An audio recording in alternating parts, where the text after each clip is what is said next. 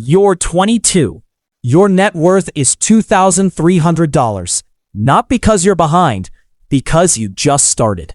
A used Civic with 140,000 miles, a checking account that resets to zero every 2 weeks, and a number in your head you don't say out loud because nobody your age wants to hear it.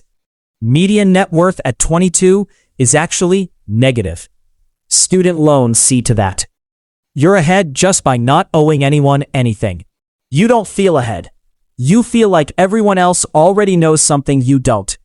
Your roommate's parents co-signed his apartment. Your coworker's family covered his wedding. Nobody tells you who had help and who didn't. The number just sits there, flat and unexplained, and you assume it's a measure of you. Age 25. Median net worth, $8,000.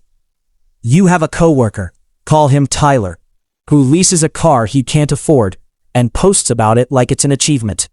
You drive the Civic. You open a Roth IRA because a video told you to. Put in $150 a month and forget about it the way you forget about a plant you water on autopilot. Nobody claps. Nothing happens. That's the whole point of this age. Nothing is supposed to happen yet. The compounding hasn't started compounding. It's just accumulating, silent, unimpressive, doing the only job it has this early, existing. Age 30. Median net worth, $45,000. This is where the gap starts showing teeth. You're at a wedding. Someone you went to college with mentions a down payment. Someone else mentions a promotion that came with a number attached. You do the math on your own accounts, in your head, during the toast. You're ahead of the median, and it still feels like nothing. Because the number in your head isn't the median. It's the guy from the wedding. It's always the guy from the wedding. Here's what nobody says out loud at 30. Net worth isn't a scoreboard everyone can see. It's a rumor. You're comparing your actual balance to other people's implied balance. The car, the trip photos, the wedding toast, and implied balance lies constantly. The guy with the down payment has $4,000 in savings and a loan from his father-in-law. You'll never know that. You'll just feel behind, and you'll adjust something small about your own spending to close a gap that was never real to begin with. Age 35. Median net worth, $135,000. You have a mortgage now. On paper, your net worth jumped because a chunk of that number is just the house deciding to be worth more than you pay for it. It doesn't feel like wealth. It feels like a number that would evaporate the second you tried to touch it. Because it would. You'd have to sell the house to spend the house. This is the age people start confusing net worth with money. They are not the same thing. One you can spend on a Tuesday. The other you can only spend by blowing up your life first. There's a guy at your office. Call him Marcus, mid-40s, drives a truck that's nicer than his house. He talks about his portfolio at lunch, unprompted, the way some people talk about their gym routine. You've done the math on what he's told you, and it doesn't add up to what the truck cost. You stop listening to Marcus. You start listening to the numbers instead. The ones nobody says out loud at lunch. The retirement account statement. The actual equity in the actual house. The things that don't fit in a sentence at a table full of people.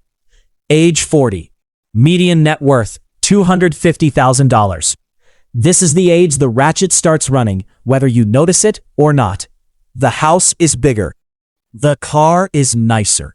Because the car 5 years ago started looking wrong next to the house. The vacations got a floor under them. Nobody in your family will fly economy again. Not because anyone said so, just because nobody wants to be the one who suggests it. Every one of those decisions felt small when you made it. None of them were reversible once your kids, your spouse, your own expectations calibrated to the new normal.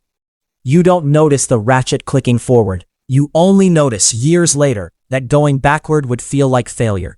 Even though going backward was never actually on the table. It just stopped being thinkable. Somewhere in this decade, the version of you that could live on $740 after rent becomes a person you remember instead of a person you are. Age 45. Median net worth, $290,000. This is where the range splits violently. The average, not the median, is over $1 million at this age. That gap between average and median is the whole story of American wealth in one sentence. A small number of people with enormous portfolios are dragging the average up, while most households sit closer to the median, wondering where their share went. Nobody explains that distinction to you. They just show you the average and let you feel bad about it. In an article, in a headline, in a comments section full of people who are also lying about their own numbers. Age 50, median net worth $290,000, roughly flat from 45. This is the age you start doing math you've been avoiding. Retirement isn't a feeling anymore, it's a spreadsheet. You need this number by 65. You have this number now. The gap between them is either comfortable or it isn't, and there's no more time to pretend the question is abstract. There's a woman 2 cubicles over, call her Diane, late 50s, who mentioned once, quietly, almost by accident, that she'd started over at 44 after a divorce split everything down the middle. Nobody at the office knows that. They just see her now. House paid off, calm about money in a way most people aren't.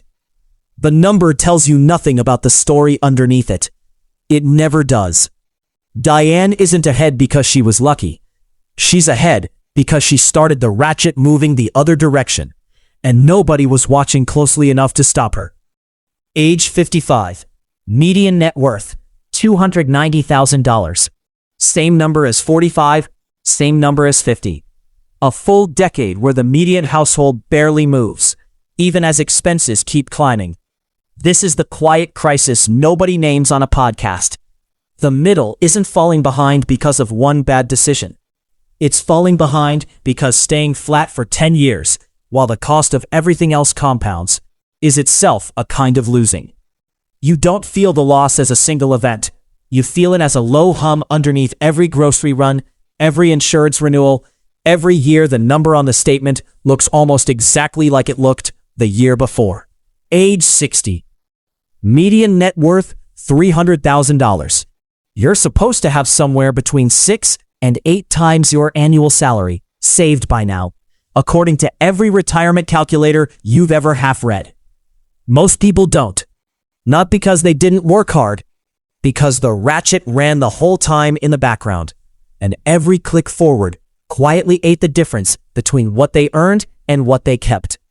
The mortgage that made sense at 35, the truck that made sense at 45, the vacations that stopped being negotiable at 40.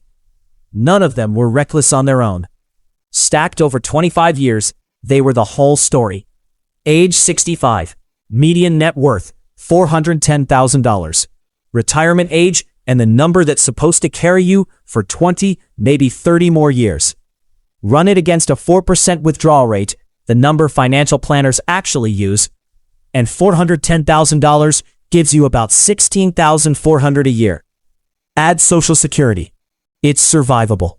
It's not the version of retirement anyone pictured at 25 with $2,300 in a checking account and a plant they forgot to water.